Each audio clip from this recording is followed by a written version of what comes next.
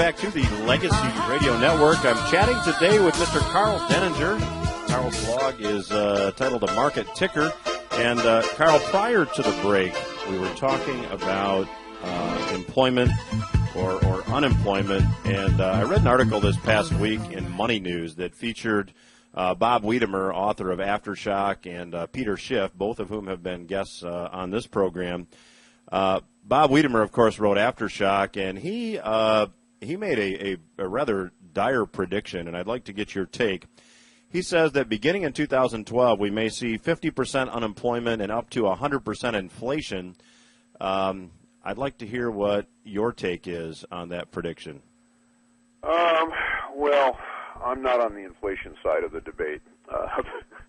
And it's just simply a question of credit expansion. I believe that most of the people that are studying this particular phenomenon are making a grave error, because credit and money, that is past production, your surplus, your economic surplus after you perform some kind of labor, are very often not added together.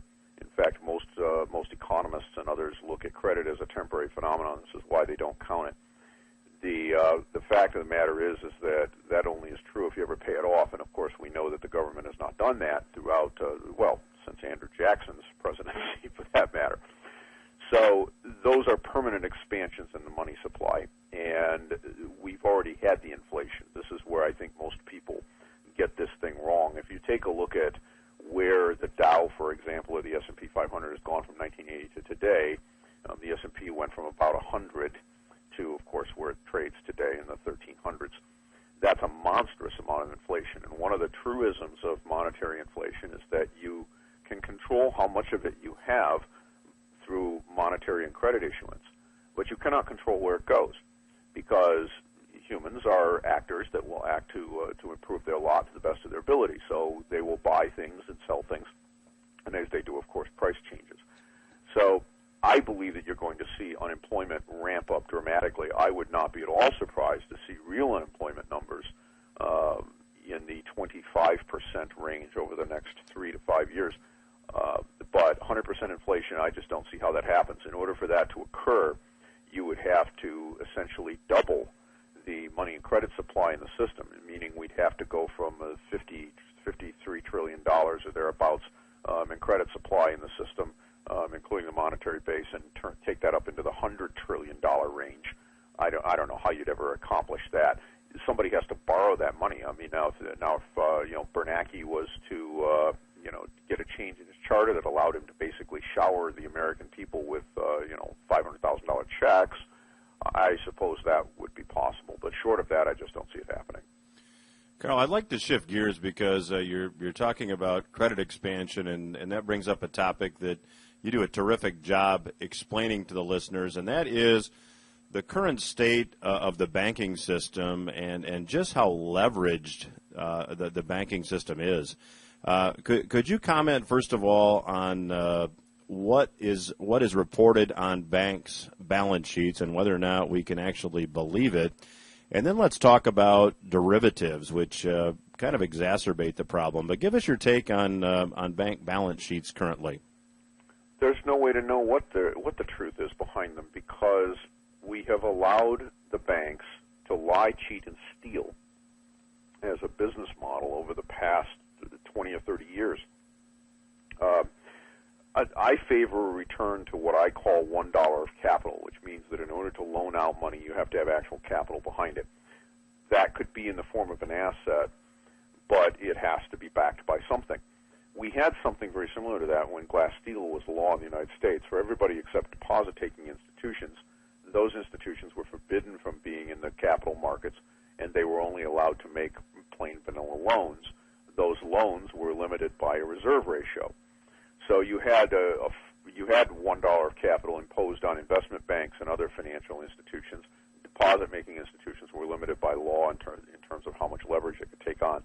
What we do today is entirely different. We allow banks and other financial institutions to lend out money for which there is no backing. They effectively create money when they do this, because credit and money spend exactly the same way. $20 bill in your wallet spends the same way as does your Visa card. And then later on they go seek the funds to make their books balance. In other words, they make the loan first, and then after the money is spent, then it gets deposited into some institution. The problem is that what has happened there is that you've expanded the monetary supply when this occurs, and then in order to make everything look okay, they turn around and they trade derivatives between themselves such that they claim that these loans are all good. So they say, okay, I loaned you $100,000. You might not pay, though, and that would be a problem because then we'd have to recognize a doubtful account. Rather than do that, they find somebody that will write them a credit default policy that says if you don't pay the $100,000, that this person is on the hook for it. That would be fine if that person actually had $100,000, but they don't. And so when you start trying to unwind all these things to figure out where all these institutions are, it's an impossible task. I can't look at a bank balance sheet in the United States and tell you what its actual financial health or strength is. It's even worse in Europe because the disclosure requirements in Europe are far weaker than they are here in the U.S., and they're nowhere near strong enough here. My best guess is that there is one, maybe two, of the large financial institutions that under an honest accounting in the United States would be considered solvent. All of the rest of them are not. In Europe, I have absolutely no idea where they are, but I am reasonably certain that essentially all of the large European financial institutions are on a technical basis insolvent right now and have been for the last several years. Well, Karl, certainly the secondary bond market agrees with you. We were doing some research this week looking at corporate bonds that were available on the secondary market with maturities of 2 to 10 years. And as soon as you cross the line from a company that issues a bond in the industrial sector to a company that issues a bond in the financial sector, you can get a lot higher yields in the financial sector. However, that higher yield is now without additional risk. So certainly the bond market validates exactly what it is that you're saying. I'd like to go back, Karl, and have you walk through, because this is an important point for the listeners. And if they don't understand what a credit default policy is and what a derivative is, can you just explain this at a very elementary level? Sure. Let's say that you go to a bank and you borrow by pulling out your Visa card, okay? You go out and you spend $10,000 that you do not have.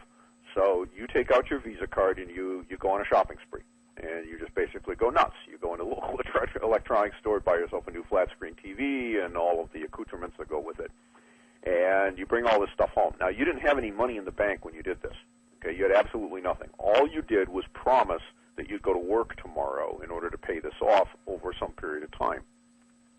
The bank now has $10,000 that has gone into the economy, and the only way they're going to get paid back is if you are able to pay them.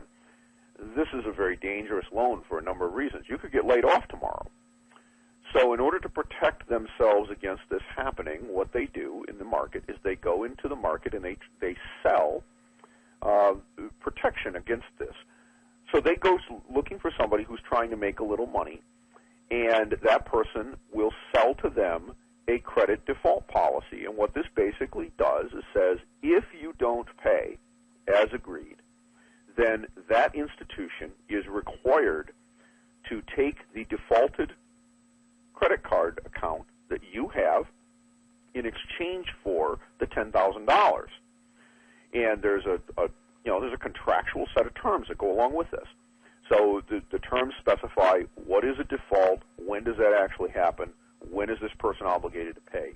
And typically when you're obligated to pay is when payment has not been made as agreed, and secondly, when the defaulted piece of paper, that credit account, is tendered to the person who wrote the insurance.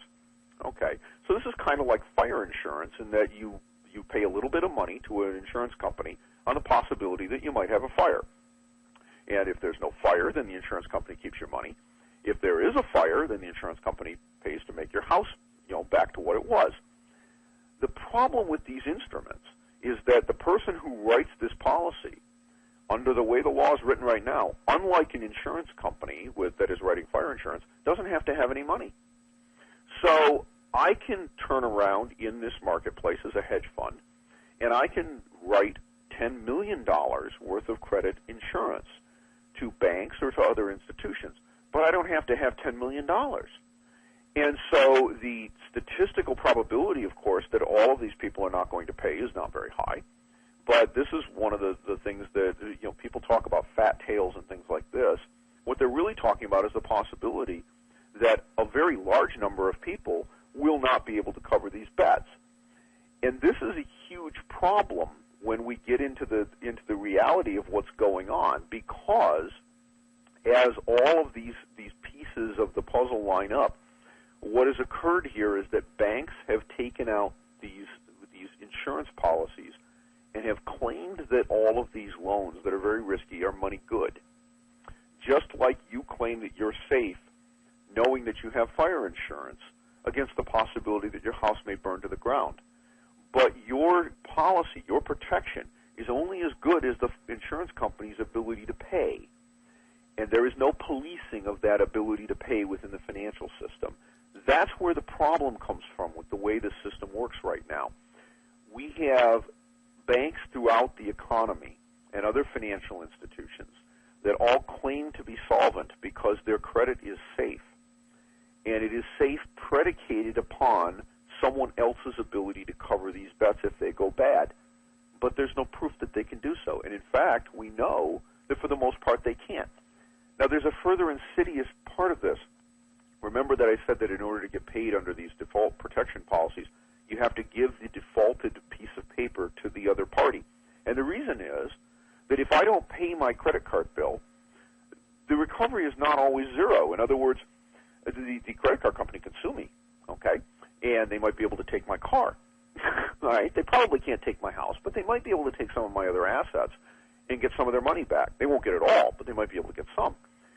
So in order to buy credit insurance, you normally have to agree that if the person doesn't pay, you'll hand over the defaulted instrument, and it now becomes the property of the person that gave you the cash to make you whole.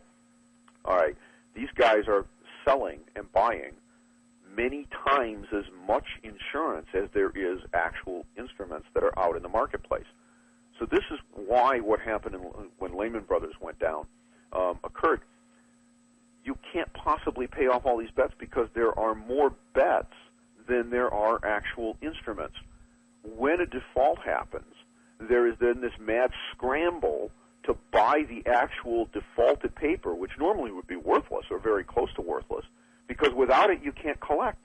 And so we have this crazy system that where the value of these defaulted instruments, these bonds, is many times much more than they actually could ever be settled for, because if you hold one, you can force the person to pay you 100 cents on the dollar. And of course, figuring out how all of this unwinds, how all of this settles out, is almost impossible in advance. But this means that the entire financial system is extremely dangerous, because I don't have any way to know who has money and who can pay, who doesn't, and these instruments, when they're distressed, don't trade at their actual liquidation value, because there's this artificial market where if you happen to hold one, you get 100 cents. You get 100% of whatever the face value of that instrument is. So there's these huge distortions that have been put into the market by these instruments, and they make credit analysis an absolute joke. It's impossible to figure out what the basis is that actually underpins our economy and our financial system. Karl Denninger, whose blog can be found at market-ticker.org. Thank you for joining us today. Everything Financial Radio will return after these words.